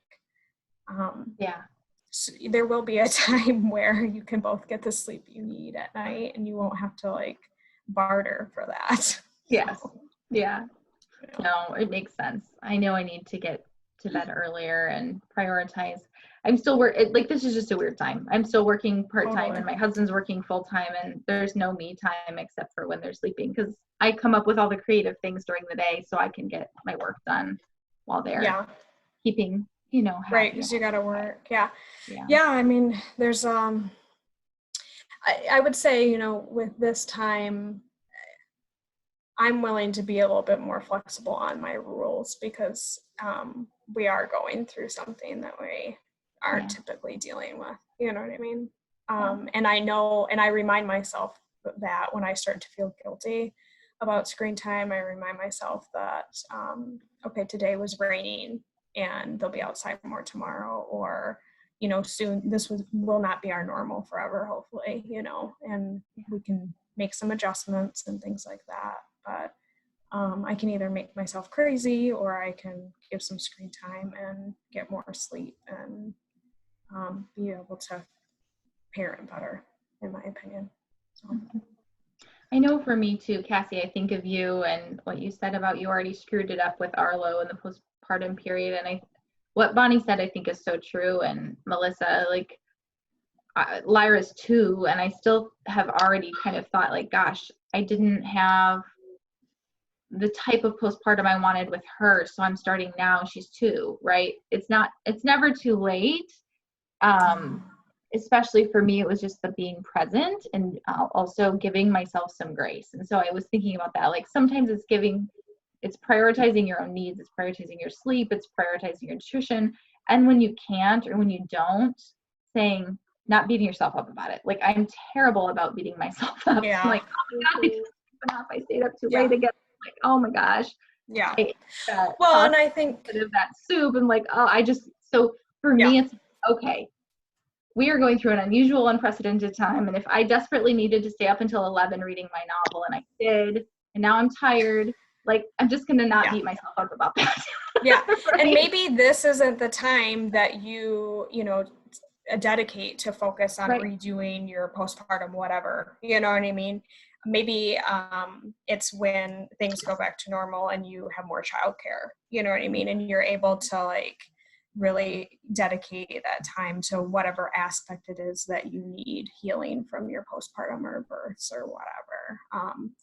I was already doing this pre-COVID. It's just, I kind of was like, oh, well, this is an opportunity, especially when my husband was working from home. He's not now, but when he was, I was like, okay, this is my opportunity to really beef up my nutrition and make some meals. Like, even, if you feel like, do the whole end of pregnancy thing and make a bunch of meals and freeze them, you can redo your postpartum in a sense, and if it's at a time where you're busy and there's a bunch of things, like, what have we learned from this? Life goes on when things are canceled, so just, I just thought I would, present postpartum in this way. Hopefully that was helpful. I do really like thinking like long-term next generation as well. I say all the time that my goal is like to be the best doula grandma there is. So I want my kids to just have these like amazing supported births and postpartums, the best that I can do. And that doesn't necessarily mean that like I'm going to be doing it all, but if I can help them understand their need for all of these different things and how are they going to implement it, and maybe I'm even giving my kids, I'm gifting them a different doula or something, you know what I mean, whatever that needs to be for my kid and or anybody. It doesn't have to look, and Bria, I think you said, maybe I didn't have the perfect postpartum. I mean, postpartum doesn't have to look a specific way. It just needs to be your needs getting met,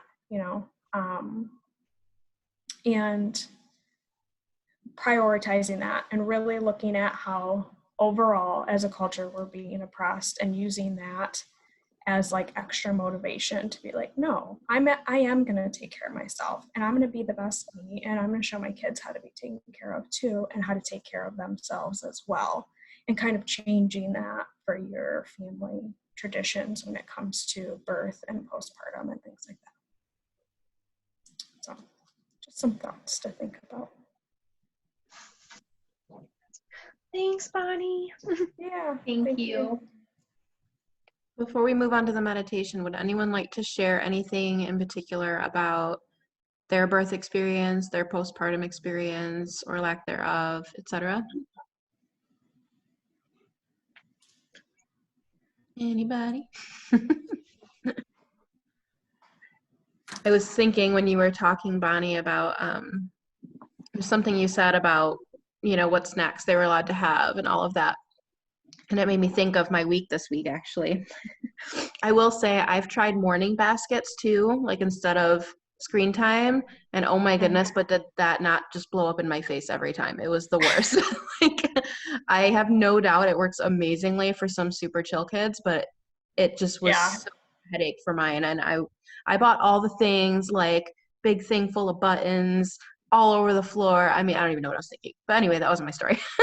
I just Well, I kept was thinking kind about of it. thinking you could, you know, with only one kid, it probably looks a little bit different, you know, when you have multiple kids, it can kind of, I mean, then they fight and all of that too, but, you know, you can kind of, sometimes they can kind of entertain themselves, you know, versus only kids may want your attention more, and maybe that's when you use the screen time when you really need to not be bugged versus like, I'm you know, definitely during the I'm day. definitely not above it. Yeah.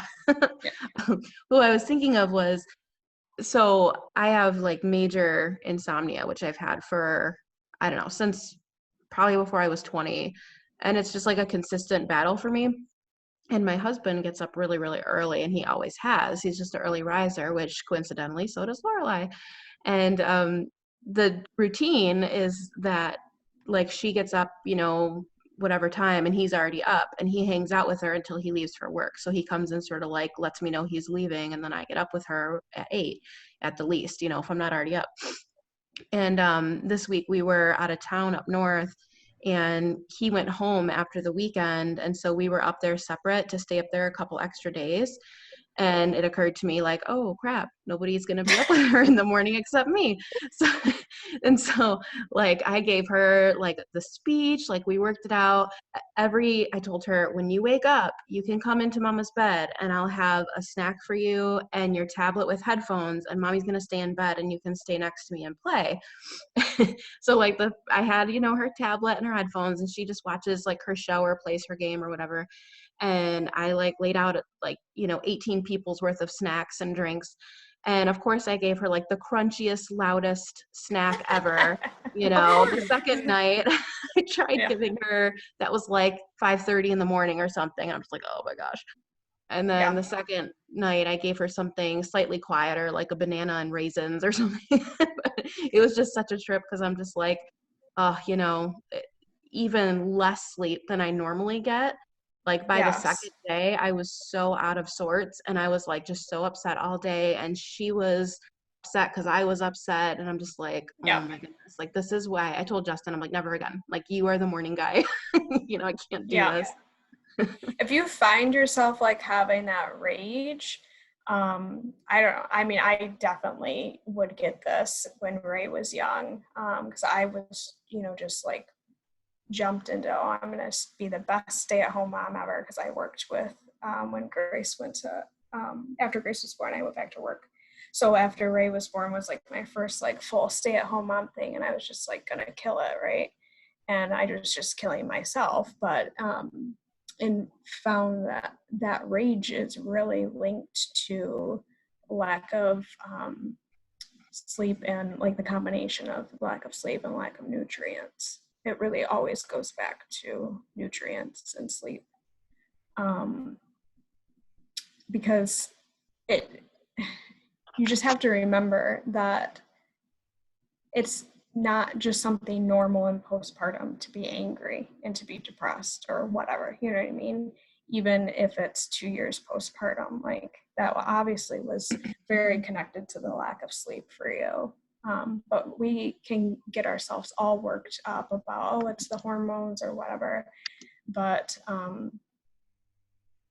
it is possible to have a postpartum experience that is magical and happy and supported, and where you're well cared for. And yes, of course, you're going to have the natural flux in the hormone change that happens just because you had a baby and you're maybe breastfeeding or something like that. But if you're thinking rage and like really, really deep lows, that, you know, you got to clean up your nutrition and your sleep first. And then if you're still struggling with that, maybe you need some more support. But postpartum depression and rage and things like that aren't just something that you just typically fall victim to, you know, even though our culture will have you think that, you know. So I'll share, just in case that'll help anyone be more comfortable sharing as well. And if not, that's totally fine. For me, I feel like postpartum was fine. I was majorly prepared. Like I think it was either 11 or 17. I think it was 17 pages of a to-do list that I made for myself to have done before she was born. And I mean, I knocked that sucker out throughout my pregnancy, and like all the things, like wiping down the baseboards. I mean, major nesting list. I made myself tons of freezer meals, and I wanted to do those things myself. Like, I didn't crave for someone else to make me meals, because I think for me it's like I have certain preferences, especially like dietary wise or whatever, to where a lot of It people can be just don't difficult to understand. just, Yeah. And so it's just easier just for me to know what's in it and know that it's gluten-free or whatever, because if I had asked even my mom to do it or something, like she wouldn't have really, I wouldn't have been able to know that she would fully know, what to do. On the other hand though, like one of my favorite memories postpartum is my mom always stays with each of us kids after we have a baby for like a week. It's like her tradition or something. And she'll come and stay with us, and she gives us like a week for sort of like a quiet time or whatever. And just when we say, okay, I'm ready, she comes and she'll stay. And, she'll do dishes for us and do laundry and things like that. And that was really nice. I remember specifically her making me, in her new Instant Pot she had at the time, like butternut squash. And she just, mashed it up and put salt and pepper on it and gave it to me. And it was like heaven is what it tasted like, because like someone else brought it to the couch to me while I nursed my baby. It was funny because it's made with love. Yeah. And I don't remember actually having butternut squash up until that point for some reason. And I made some the other day, because now I eat it regularly, because I'm like, ooh, this is really good. Never as good as when you're postpartum, but it was good. Yeah. And I had texted her saying that, I had this memory, and every time I make it now, I think of you and how nice it was to have you there, and thanked her for being there. And, that meant a lot to her, but, it means a lot to me being able to have that memory. For me, the real issue was the emotional during birth and afterward. And I feel like, I had this huge to-do list, and I had all these plans of how to best prepare myself. Like And tangible things. And I was so prepared, so stinking prepared, and it still did not at all go the way that I expected. And I felt like the most prepared person on the planet. Point being that sometimes it doesn't matter how prepared you are, because these situations go their own way. And I'm trying to apply it spiritually to be like, well, my main like karmic lesson right now is surrender and learning to let go a little bit. And it was funny because Bonnie, after you and I talked about that a couple weeks ago, and you said, what do you think it teaches you? And I said, probably surrender. It was like after that, for like 2 days straight, the word surrender popped up in various places, like on my phone or on my life, or like someone shared a graphic or something, like all day for 2 days. And I'm like, okay, I get it. This is the thing. But it was so interesting. And I think that's it. It's like, I'm not controlling, I don't feel like, in my life at all, but there are certain expectations I have for important life moments that I try to make perfect, up to and including even just Lorelai's whole like childhood and my experience as a mother. And I'm constantly let down by this at all times. And so when my birth time went so, in my mind, awry from my perception, for me, the whole reason that I did not want to go to a hospital personally were all the things that happened. When I did transfer to a hospital, they literally violated my consent in more ways than I can even remember. And it's so heartbreaking to me, even to this day, to have done all of that legwork and like have all these reasons that you know of why you don't want to give consent about things or not. And they consistently continued to violate consent, like even to the point of like in illegal ways. And I didn't have it in me at the time to like pursue any legal action or anything like that. Like I was exhausted. You were trying to have a baby. Yeah, I mean, I had been in labor for 50 hours before she was born, and I had nothing left in me, and she never slept, even at the beginning. And I was tired. And even at birth, there was like, I didn't have, I feel like, the spousal support I was looking for. And so then you immediately jumped into like sort of almost conflict with your partner in a way, and a little bit of resentment you're dealing with. And, it just all went in such a way that I now have fear around birth. And that was my main jam with my first birth, was like, I made the affirmation cards and I didn't feel afraid. I felt I could handle it. And it's like, now I'm being taught, like, not necessarily that fear is what you need, but that, surrendering to not needing to control it all and not needing to have an expectation met for your perception of perfection, And so I'm just dealing with the fallout still of that trauma, for lack of a better term. And, even just learning to surrender that in little ways in day-to-day life, and dealing with the fear that I now have that's kind of keeping me from having more, to be honest. And, it's not just that reason, I have other reasons too, or Justin has his own reasons, but, I'm more wanting more children, but that fear holds me back because I'm like, oh, well, I don't feel as aware now after having a baby as I felt before having one, But the best laid plans and everything. Oh, you're right. I mean, but doesn't that like speak to how we birth and parent in this culture without support, and we do it in isolation, right? So you can like prepare the whole time, but the reality is sometimes you have to lean on other people, and traditional cultures, there's just so many people that are involved in these huge rites of passage to just ensure that everything is covered. So, you don't have to, I mean, that's essentially where a birth doula comes in, right? Where you don't have to be trying to have a baby and protecting your rights at the same time. You know what I mean? It's just not doable. And a lot of times I think we think if I can, like take care of everything, then that'll save me from having the experiences I don't want to have, right? But the reality is that sometimes we have to prepare with gaining more support. So how can you gain more support to make sure that this happens and that happens and this happens? And maybe don't like need support when it comes to food because you've made all of your food, but maybe you need like a backup person for like a birth doula, you know what I mean? Or I don't know, emotional if I'm making support. sense.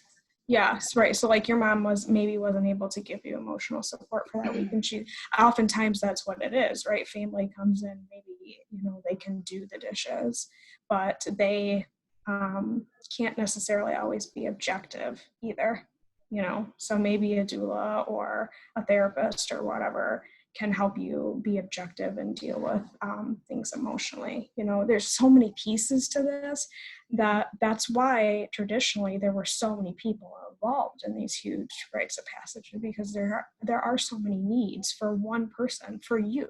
We're not even talking for babies' needs, we're just talking for mom's needs. Mom has a lot of needs through pregnancy and birth and postpartum. And when we try to do that without support, or we have to do it without support, we just we get let down, we end up feeling under-supported. So you have to know how to take care of yourself as well, but sometimes that means taking care of yourself by getting support and gaining support, even if you feel like you don't have enough family support. You know what I mean? Looking outside, looking for family or that maybe isn't as close, or friends, that you can dedicate to certain things when it comes to your birth or postpartum. And there's just so many things to cover for one person, right? This is where having sister wives would be really awesome in the postpartum period. Dude, I am all about sister wives. I try to convince Nicholas that it like needs to go in our vows or something that otherwise I'm bringing a sister wife at any time. He's not having it, but I'm like, come on. You're like, she's more for me than you, Nick, but Yeah. you know. Oh yeah. Oh, I told him that, and he's not about it. But I keep trying. Did I anyone mean, wanna- that's where this group comes in, right? You know, Yeah. so because it's one thing to ask people who don't like get this, you know what I mean? But the people that get it, you know, even if it's like really learning how to ask for help and learning how to accept help, because how many times do we get in our own way and kill our own supports? I know I did that for a long time. I had people that were willing to watch my kids that were great options, and I didn't take it for a long time, and it just hurt me and my kids in the long run. Mm-hmm. So when I was pregnant with Arlo, I had, the baby shower thing, and I was trying to do the postpartum research ahead of time, and I feel like I thought I did a fairly decent I thought job. you were doing pretty good. Yeah. Well, and I put out all that stuff and, asking for everybody's help and what they would be willing to come and do. And I mean, the extent of what happened was what you did, Bonnie, and Lindsay brought me food one time, and Michelle brought me food one time. And I'm just like, first of all, I was kind of upset at the lack of people, like my family and stuff, that were willing. But I don't know, it's our culture, and oh, you had a baby, like, go to doing the dishes, like, what's wrong? You chose to have a baby, so you put yourself in that predicament. Right. Yeah. Right. And I think that's in my own mind too. Like, and so I definitely get in my own way. Like, I don't want, like, I can't like call you and be like, hey, I need some help. Like, you got your own life. Like, you've got kids. I can't just be like, hey, will you come help me? It was. Yeah, but there may be certain ways that people are able to support better. If they have their own kids, maybe they can't do this, but they can do that. Yeah, of course. Like when you reach out and ask family to help and they don't help, it's easy to feel like rejection, and then you don't ask anybody else after that, right? Because you don't want to be rejected again. But the reality is that there were probably different people that you should ask the first time, because if you really sit down and think about who will probably likely help you, you know what I mean? It's ideally we would all like our family to help us, but that doesn't necessarily mean they're the right people to be helping us anyways. You're not going to necessarily get the kind of help you're looking for, so. And ask, like, putting out because I made, some of I made the little card, and so people could fill it out, and like my wonderful father-in-law is like, oh, you can drop the kids off anytime. And it's like, but I'm going to be at home in bed. How am I going to drop my kids off? Like, just simply don't understand. People that wasn't an option. I gave you the options of what I need. Like, pick one of those. Yeah. I don't remember what you're talking about, Casey. Was I in the loop of this, or was this before? This was at the very beginnings of us kind of. I don't think you made a friendship connection at this point. No, not yet. So I'm sure you would. We only talked every week at forest school. I see. No, I'm just kidding. No, I think this was pre you guys making a connection here. Yeah. Okay, I just didn't know if like I missed something or if I was a total jerk and ignored you, and I don't remember it. You offered at some point, hey, whatever you offered, and then I never. Okay, I just didn't remember. Yeah. Well, that's a neat idea that you had, like having cards for people and stuff. I think that's pretty cool. I love her idea. I asked her if I could steal it, and I made my own thing where people can download like this like letter that you leave out at the baby shower explaining like, hey, this is the type of store, and then the sign up, like how Casey had the sign up, like, saying when you could do what or what you would be comfortable doing, because sometimes like people are like, oh, let me know how I can help. And that's so open-ended, right? And then we don't even remember who those people were, or we don't know what to ask them, or we just know we don't want to ask them to make us this or that, right?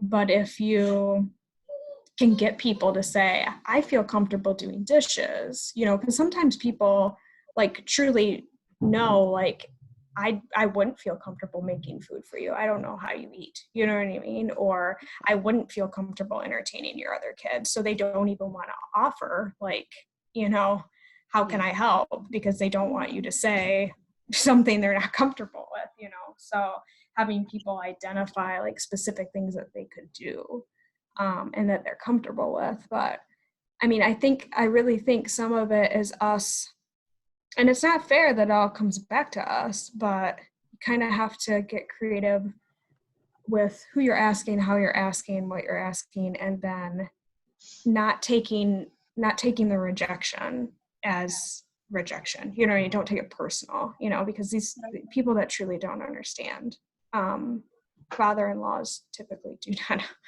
want to understand. No, not at So, all. so speaking of that, there's two things that I can think of that my dad did that was creative, kind of out of the box help. So I used to run the Grand Blanc Farmers Market, and so the farmers used to give me a whole bunch of produce, like whatever was like the ugly stuff that didn't sell, right?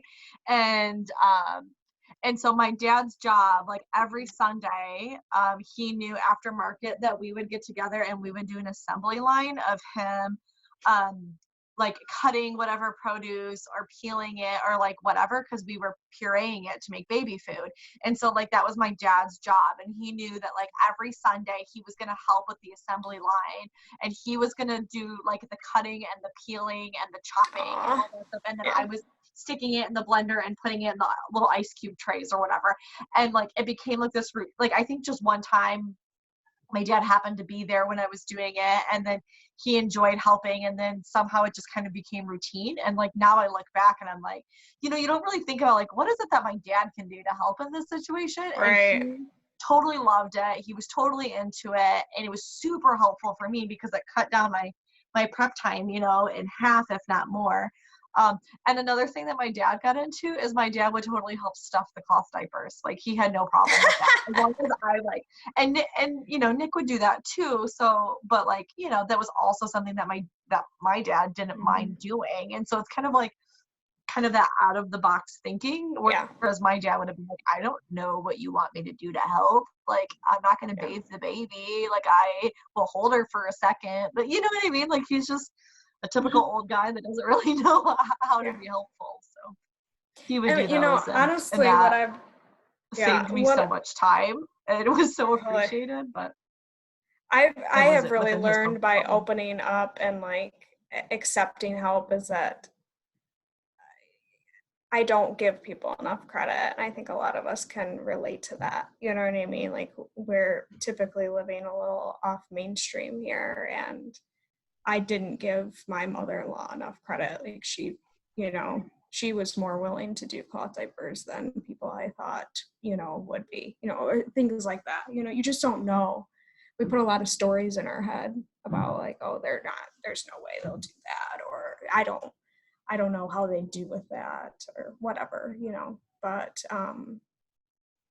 That's funny. My mother-in-law was my biggest support when it came to cloth diapers. Like she was the one that when I said it, she was like, yes, that's a great idea. And the funny part is she, in her mind, was still thinking of like the old school cloth diapers, you know, with like essentially like the pre-folds with the pins, right? Like she didn't even know how far things had come in the cloth diaper. Modernized. Like, you know, yeah. And so she was like, yeah, cloth diapers, that's a great idea. And we were living in her house at the time, so we were going to be using her washer and her dryer. So if anything, I needed her support more than anybody. But she was all about it. So that was cool. Yeah. So it's a balance, right? Of like, you know, learning how to take care of ourselves, but also, because we don't have the support that, you know, traditional cultures have, but then also getting really creative with creating your support and being flexible and thinking outside of the box. instead of just saying, oh, it's too hard, so I'll just do it all myself, because I guarantee you that's harder. Yeah. So for the efforts of time, I think I'll close out this segment if everyone is ready for that. And I just wanted to add too, that part of our talk, was making me think about, how you were saying, like, for some of you, you have one child, and like Casey's sleep situation is going to be so much different with all the different age gaps and a newborn and all of that, and et cetera. And it just reminds me to think of acknowledging each other as a sisterhood, in the sense of like how important it is to go in life and go forward with this mentality of non-judgment towards each other. Because like you were saying with screen time, especially, you felt differently about it through all different stages of like where you're at and what works for you at that time. And it's like, well, we all know the studies. We all love to be Ma and Pa Ingalls with like kids playing at our feet with Lincoln Logs, but at the same time, like, we also have moments where we need to survive, and we also have moments where prioritizing self-care does mean not being Instagram perfect and whatever. And even just having that perception of non-judgment with ourselves is such a huge thing. Not judging the days you do screen time. It's just another day. It's a day that, everybody's clothed and fed and well rested or whatever, And what not your judging kids are going to remember from that is probably right. Yeah. good things, Yeah. versus if you didn't and you were ragey, And like how, we could easily look at someone and judge them like, oh my goodness, they're literally eating Doritos and they're nursing. Like, do they know how that doesn't help them and all that? And like, maybe all that's true, but that may be the thing that they just couldn't do that day, but they did this other amazing thing that you didn't. And, I think we just forget what a struggle the different stages are at different times, or we haven't experienced those different stages yet. Like, I can't even comprehend what it would be like to have 2 or 3 kids, but that's your guys' everyday life.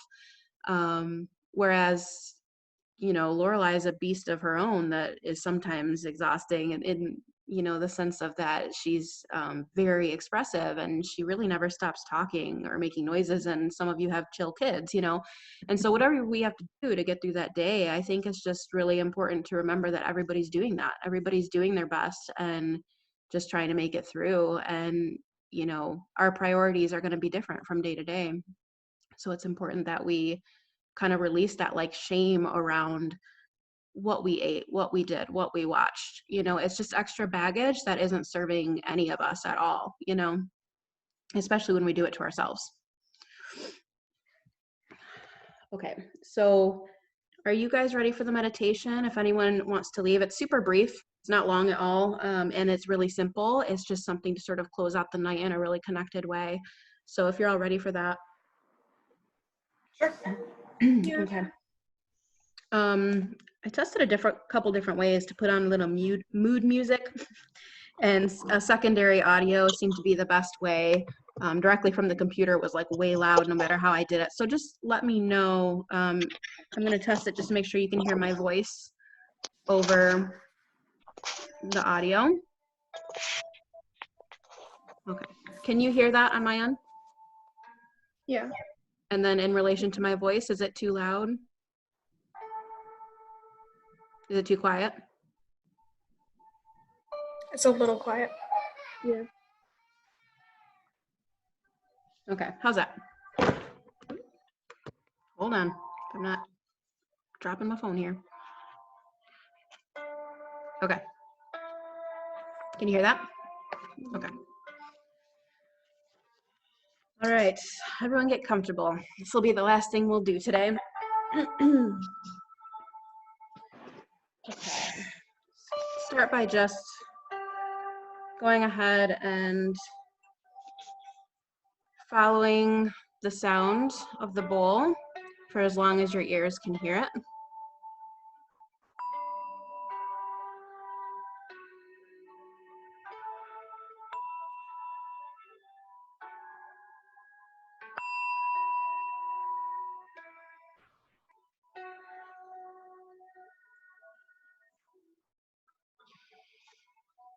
This meditation, we will try to replace some worries, sadness, any inner chaos that might exist with a gentle light centered in our hearts. So take a nice deep breath. As you set your intention for this quiet time, know that you can go anywhere you want by simply using your breath and mind.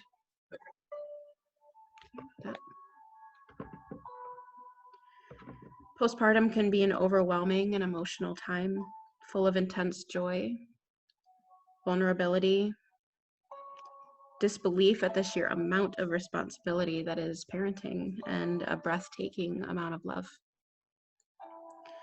You may feel lost from time to time, perhaps grieving your old life, feeling stretched to your limits emotionally, physically, financially, or psychologically.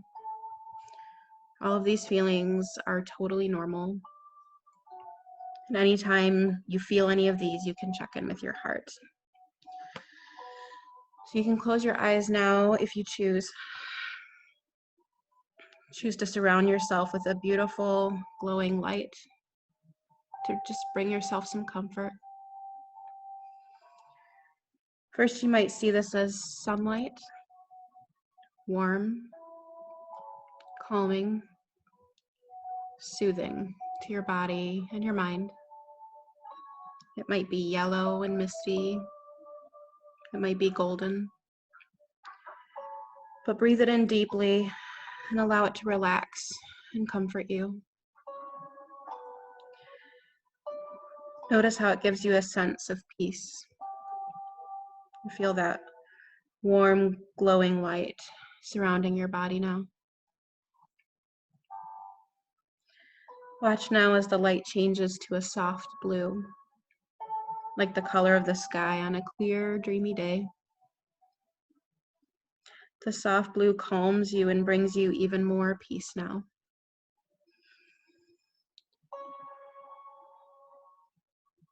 You might begin to feel as if you are drifting on a cloud. But gently and ever so softly, the light now changes into a pinkish color. Just watch what it does in your mind's eye.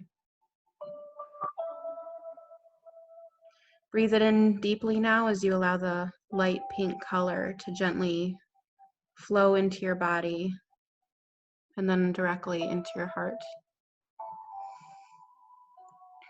Feel the gentle light nudge any hurts away. It helps you let go of sadness and worry as you exhale the breath. Take another breath now. And exhale that sadness and worry. Pay attention to the fact as you exhale any feelings of overwhelm, anxiety, or insecurity, that your heart begins to feel a little lighter, a little freer. The soft, gentle light fills up the space in your heart and shines out any sadness or pain. See the soft, glowing light filling up all that space in your heart gently, easily, lovingly. Breathe in the peacefulness deeply into every part of you and notice the calm and stillness take over. Life just feels better. Your heart feels better. This feeling will stay with you throughout the rest of your night and as you start your day tomorrow. Remember that you can always call on this golden light to help you at any time. Imagine your heart now beating with happiness, jumping with joy and excitement at how many wonderful people and beautiful things surround you. Life is so good and you feel peaceful. Take a moment just to feel gratitude for all the love and caring that surrounds you. Feel how amazing it is to have that support. Feeling calm and peaceful now, you can turn your attention back to the room and to the rest of your night, knowing that peace is yours. Taking another deep breath now and exhale fully. When you're ready, you can open your eyes and start enjoying some of the space that you've created in your mind and your body. And Sat Nam and all that good stuff. Namaste. All right. Well, that is everything I had. We're ending about 2 hours earlier than last time, so that's something. Thank you everyone for joining us, and Hannah for doing the moon talk, and Bonnie for doing the postpartum talk and all your ideas and resources. And I'm super grateful for everyone that came. Thanks for continuing to put this on, even though we're not meeting in person. Well, I'm looking forward to when we can meet in person. And speaking I of just want a hug. I know. your hug, It feels so different. But I have to say, Kate, when you were saying that about just kind of holding the space for each other, regardless of how we parent on any given day or in general, it just spoke to my heart, because we really all, I think, are craving a community where we're respected and loved and appreciated. And it helps to be in a space where we're mostly having a lot of commonalities with each other, because we're all off the beaten path a little bit, I think, in our lifestyles and our parenting. But just being there with each other, regardless of how we do it, I feel like I can learn so much from the different ways. When we may choose to do things differently in general, or on any given moment when we're having a need or a crisis or whatever, but just knowing that we're here for each other without judgment makes a big difference. It's a really nice space to begin to develop like a sense of trust with each other and true caring. And that's something I feel so is lacking in society in general. For women, mothers, we need it. I think that's such a huge factor. I don't know about you guys, but I think for me, a huge reason why I don't reach out for support, especially from like family, is because I don't feel I can trust them to respect what I'm asking them to do and the way I'm asking them to do it, And obviously sometimes beggars can't be choosers when you need help with things, but there are certain people you're not willing to leave your child with because they're gonna just beat them whatever, or let them watch something violent or whatever, because they just don't have the same, principles maybe you do have. Maybe they don't respect the way you try to do something, and so they sometimes go the other way behind your back, which I'm sure that we can all relate to that having happened to us at some point or many points. And I think it's very nice that we actually, I'm sure that every one of us in here would be comfortable asking any one of us to help watch the kids or something. Like, I think that we all are beginning these like building blocks of trust, even just in our small group here, to where I don't doubt that, if I had to ask Brea for help one day, she's someone I could reach out to and trust when I'm away that she would respect my choices, where maybe a mother-in-law wouldn't or something, And thinking about how like we're all going to have times where we need more than others. So it can be really uncomfortable to be on the receiving end because maybe you just had a baby, and you're not, comfortable receiving, but there will be a time for you to repay that, and somebody else will need some more help, so and not that we do things so that we'll get repaid, but just know that, it won't always be you always needing the help. There'll be an opportunity for you to help as well. Before we close this out, I wanted to ask, do you all think that I should make this replay private again? It's not quite as sensitive of a topic. We didn't really touch on anything super personal in a lot of ways, but for some of us it may be super personal. So I wanted to ask, I like to at least have the replay available for anyone that attended at the least. So I'm comfortable with it being shared with the group, like not publicly, obviously, but for me personally, I'd be comfortable. I think there was a lot of supportive information, especially what Bonnie shared, that could help people. So I'm okay with that. Agreed. Doesn't matter to me. Yeah, I feel like it would be nice if we could share it publicly. I totally understand if someone's not okay with that, but only because I think we have a lot, like the majority of our members don't know what to expect really, and likely wouldn't attend on their own without some sort of like idea of what to expect, which is why I posted that video from the first month of kind of what the setup looked like, and like nobody's doing like animal sacrifice or anything like that, you know.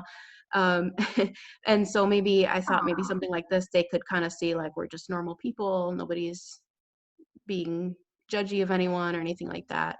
So if it is okay to be public, then I could share it to the group for sure. Yeah, do it. Okay. You could right. like make a disclaimer too, because my thought when I was curious to see who was going to show up, because I thought if it was typically just us, like we've all had kids, so the conversation could be altered, you know. It does, like not every month is going to be about being a parent and having Right. you know what I mean? So, because I know like Hannah, your sister, was involved once, and we were kind of talking about like parenting too, but it's not always going to be that. It's not a parenting group, you know. Right. Next month's is about the creative flow, and then after that, you know, we have like the goddess archetype and a cacao ceremony, and you know, August retreat, if we end up being able to do that, will be a lot about like empowering the feminine and the Shakti and all of that. And you know, this is probably one of the last in particular like parent related things, but since it was May, it kind of seemed appropriate. Yeah, so after this, it should be applicable to a lot more, you know, specifically the feminine probably, but less so mothers. So, all right. Anything else? All right. I love you guys. Love you. Yeah, I love you guys. It was good listening. Thanks for all the info, Bonnie. I'm gonna share. I'm hoping my friend Ashley is going to watch this because I wanted her to join, but she had her baby on March 30th. Yeah, so she's like right there right now, and Okay. Let her know that if she's interested or like just struggling with anything, what I'm doing right now is like my first coaching call with somebody I'll offer free, and then that way they can determine if it would be appropriate or helpful for them to have any more support from me, or if like they need resources somewhere else or whatever. yeah, for sure. Cool. Right. Auf Wiedersehen. All right, bye guys. Bye. Have a good one. You too. Good night.